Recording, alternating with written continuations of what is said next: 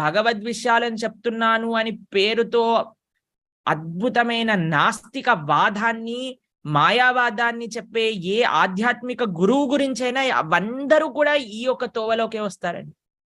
ఎందుకు అనంటే నాకు భక్తులు ఫోన్ చేస్తారు, ఫోన్ చేసి చెప్తాను, అయ్యా నేను పలానా వ్యక్తి యొక్క ప్రవచనాలను వింటున్నాను, అది వింటే భగవంతుడు మాయ అని, మనం కూడా భగవంతుళ్ళమే అని స్పష్టంగా నాకు అర్థమవుతుంది, ఈ డౌట్ ని ఎలా నిర్వర్తించుకోవాలి అని ఫోన్లు వస్తాయి మాకు.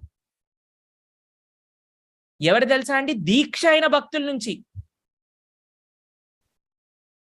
దీక్ష అయ్యి 15-20 సంవత్సరాలు టెంపుల్లో సేవ చేస్తున్న వాళ్ళ గురించి నేను మాట్లాడుతున్నా.